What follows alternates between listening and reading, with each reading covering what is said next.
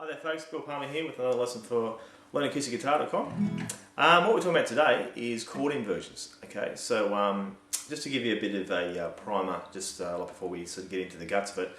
If you didn't know, I'm guessing there sort of maybe like a few of you out there, when you're playing a chord shape on the guitar, you are playing a group of notes from a major scale. And you say, well, is it always a major scale? Yes, it kind of is, and I'll explain that now as we go. Basically, chords are built from certain notes of a major scale. A major chord, here's a C major chord, it has the notes 1, 3 and 5, or the first, the third and the fifth, from the C major scale. Same thing with the G major scale. It has the first, third and fifth from a G major scale. D chord, first, third and fifth from a D major scale. E chord, first, third and fifth from an E major scale, and so on and so forth. So whatever chord that you're playing a bunch of notes that come from its sort of major scale. Okay. Now a triad, if you've ever heard that term before, as the name would suggest, as in tri meaning three. A triad is a chord with just 3 notes. Now on guitar, if you say triad on like guitar, what's kind of generally understood is that you play a 3-note chord of some description. Okay, meaning that you just play just 3 strings. Okay, but the word triad just means that it's a chord with just 3 notes in it. Okay, so when I play C chord, and I'm playing 5 strings here for the A string to the high string. In reality, I'm only playing 3 actual tones. Okay, because I'm playing, this is a C here, that's an E, that's a G, that's a C, and that's an E. So I've actually only played 3 different notes. I've played a C here and here, an E here and here, and a G. Okay, so yeah, so basically a triad or a major chord uses the first, the third and the fifth from its respective major scale. So a D chord, here's a D chord, it uses the first, third and fifth from the D major scale. Same thing with a G chord, same thing with an E chord. Now I won't go into the other types of triads. There's obviously there's some minor triads, there's augmented triads, and there's also like diminished triads. Won't go into those today because that's a different topic and I don't want to confuse anyone. But what we're going to have a look at today is chord inversion. So an inversion is where we're basically, what we do, instead of having the first note or the root note as the lowest note of our chord, we sort of change it up a bit. So instead of going, say, 1, 3, 5, we may go 3, 5, 1 or 5, 1, 3. Okay, and we actually call that inversion. That's basically where we put a different note as the lowest note of the chord. So here's the C chord, and just to run through the notes again, I've got C here, I've got E here, and I've got G here. Now that happens to be, as I said before, the first note of the C major scale. This is the third note, 1, 2, 3 note of the major scale. And that's the fifth note of the major scale, 1, 2, 3, 4, 5. Okay, so if I count up the notes like in order, that's how I actually get those numbers. Okay, so that's a C chord, and it has the first, third, and fifth from the C major scale. If I want to play what's called C over E, or C/E, as like you'll see in the notes, that will be C in the first inversion. Okay, because it's a C chord with now the note that's normally the next in the order as the lowest note. So to play that, I can simply just play the low E string. Okay.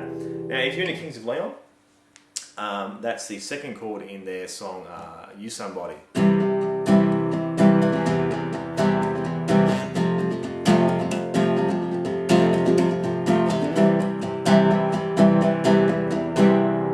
Sort of hear that gives it a much different sound. Okay, so I'm not sure if you're like me, but when I first started playing guitar, I was told that C was a strict no-no to play the low E string. It's not actually a strict no-no. It's just that it does tend to sound better if you don't play that. If you just want a C chord, C over E, obviously it sort of means that you do play that low E string against it. And then the other, last inversion would be C over G, or that's where we put our fifth note as the lowest note now. Okay, so that would be like that. Okay, and you may have seen that chord shape in different chord books. It may just say C, or it may say C over G. So that's actually quite a nice sound too. It sort of kind of thickens out the tone of the chord a bit.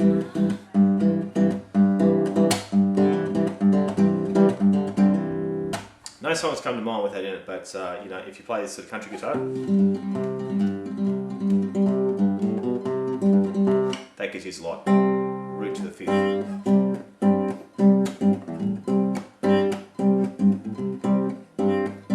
Okay, so that's got the C chord covered. If you're watching my other videos, you've heard me talk about the CAGED system, C-A-G-E-D, and those 5 chords are the sort of foundational chords of your guitar neck. So C, we've just done C. And by the way, C obviously can be played as a bar chord too. So if I was to play C as a bar chord, well, I haven't really done any lessons on this, but that's C as a bar chord shape. Obviously, it's become a D now. So if I want to play a D in the first inversion, I just simply play the low E string against it. That becomes D over F sharp.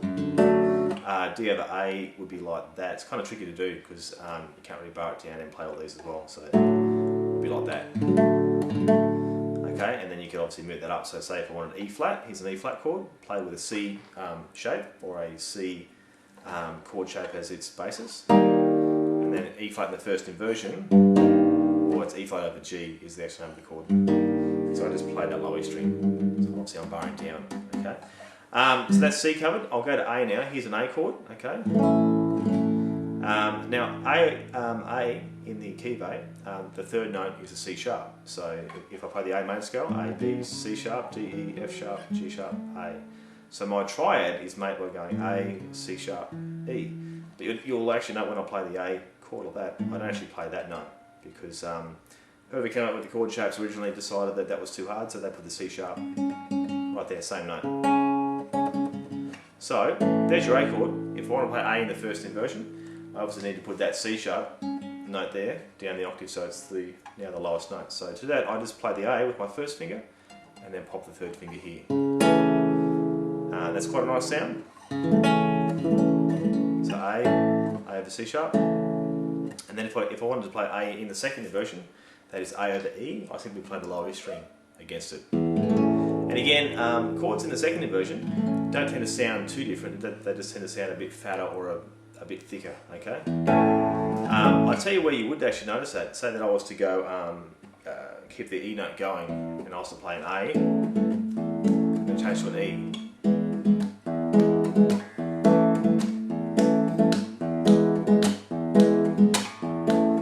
That's where you sort of hear that a bit more sort of obviously. C, A, now we'll do G, okay? So G chord is here like this, or you play like that with 4 fingers if you want to. The key of G, the notes that we are playing are G, B, and D, first, third and fifth from the G major scale. So that's G chord. G over B is basically where we pop this finger off and we now play from the A string down. So B becomes our lowest note. So you probably heard that in an extreme song.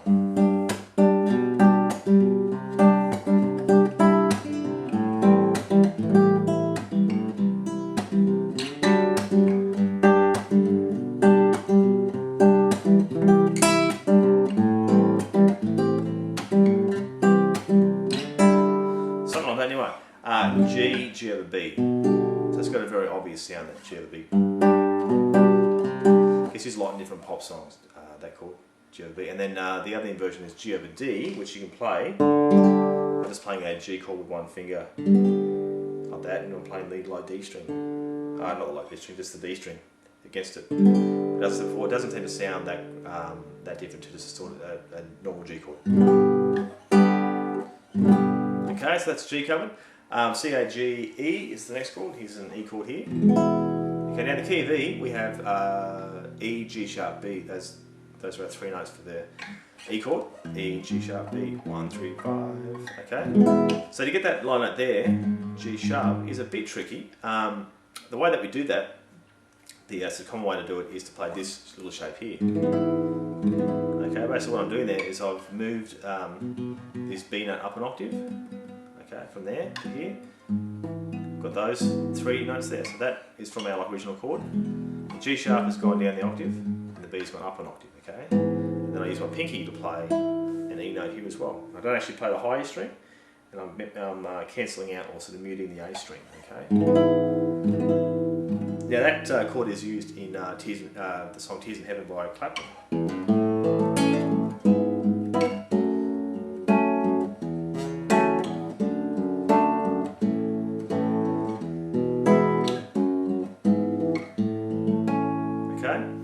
So that's the second chord there, E over G sharp. Okay, it's an E chord with a like G sharp in the bass. Alrighty, and then the other inversion is E over B, which would just be like an E chord where I just play from the A string down. It doesn't sound too different as a normal E chord. Okay, so nothing to get really excited about with that one. And then the last chord shape is D. We're going C, A, G, E, and then we'll do D. So here's a D chord. Now, if you're like me, when you first started playing guitar, you're probably told just to play from string 4 downwards. If I play from string 5 downwards, it doesn't change the sound of the chord really at all.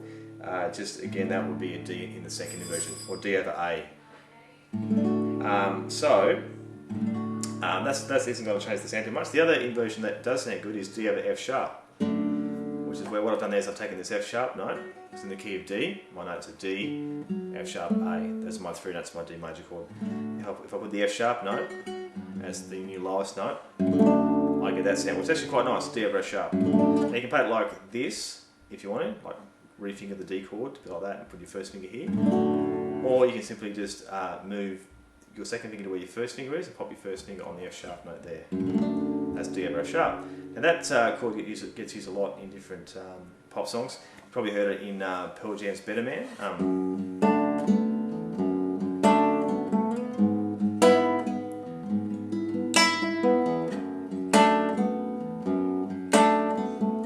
So that's a D over F sharp. It goes up to an E over G sharp.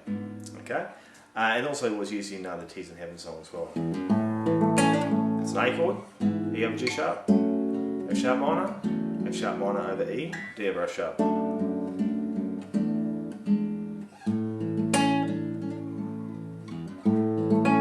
Okay, so that's just a basic primer on chord inversions. Now that's sticking with just chord tones. There's a lot of other things that you can do as well. For instance, you can put different bass notes with chords, and we won't sort of go into that too much today, but this is a D chord. I could put D over C sharp.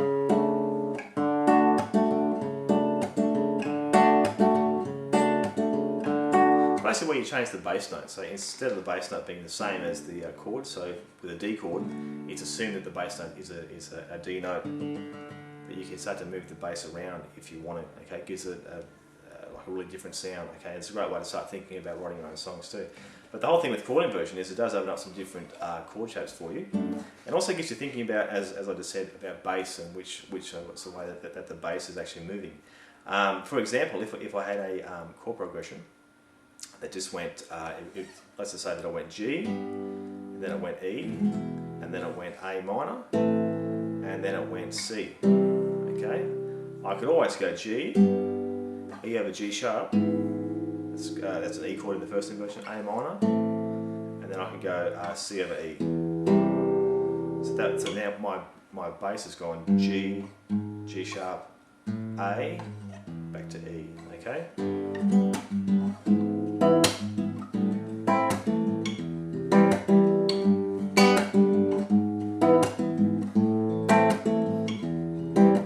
Sounds a lot different to your standard sort of chord changes where you're playing the chord in the sort of root position. Okay, so hopefully that was of some help to you. Check out the notes that I've also lost supply with the lesson. And as before, please let me know if any questions or if anything's unclear. Have really enjoyed getting the feedback from people the last couple of weeks. It's been great. So please keep coming, and I'll see you again soon for another lesson. Bye now.